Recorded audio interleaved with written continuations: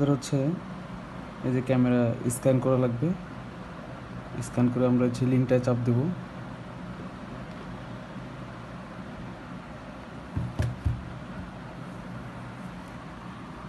দেন হচ্ছে আমাদের Google play স্টোরে নিয়ে যাবে।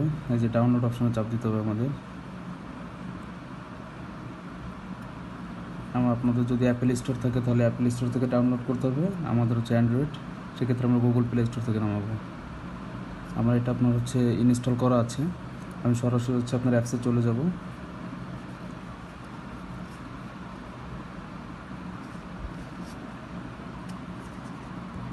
অ্যাপসে চলে আসছে আমরা। এগুলো ক্রুজ দিয়ে দিবেন, এখানে হচ্ছে চাপ দেবেন যে কন্টিনিউ অ্যাপস। আমরা ক্যামেরাটা অন করে নেব। এবার একটু চাপ দিয়ে কয়েক সেকেন্ড ধরে রাখলে অটোমেটিক অন হয়ে যাবে। যেহেতু আগে একটা কানেক্ট দিয়ে আছে, আমি এটাকে ডিলিট করে নিচ্ছি।请打开摄像机电源 APP 将自动检测设备或点右上角图标通过扫描。আমরা অ্যাড নিউ ক্যামেরা কানেকশন দেব। আমরা এই যে এখানে দিয়ে আছে অ্যাক্সেস ক্যামেরা ডিরেক্টলি, আমরা এখানে চাপ দেব। আমরা অনেকে এখানে আসলে আমরা বুঝি না যে এখানে কী করতে হবে আমাদের, সেক্ষেত্রে আমরা এই আইকনে চাপ দেব। সরাসরি হচ্ছে আমাদের ইন্টারনেটে আপনার ওয়াইফাই থাক আর যেটা থাক ওখানে নিয়ে যাবে।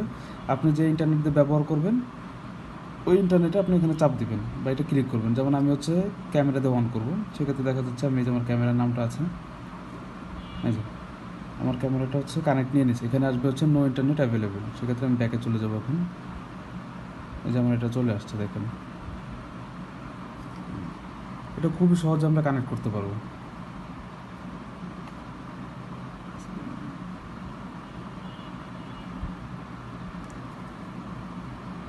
ওকে, এইখানে হচ্ছে আপনার যে সেভ থাকবে, ঠিক আছে। আপনি যে কোনো সময় চাইলে এখান থেকে আপনি কানেক্ট করে নিতে পারবেন। তো আমার তো সেভ দেওয়াই আছে, আমি ব্যাকে যাই। এই যে দেখেন এই যে আপনার লোডিং নিচ্ছে, আপনি শুধু এই আইকনটা চাপ দেবেন। এই যে দেখেন, এই যে খুব সহজে আমাদের হচ্ছে এটা কানেক্ট নিয়ে নিয়েছে, ঠিক আছে।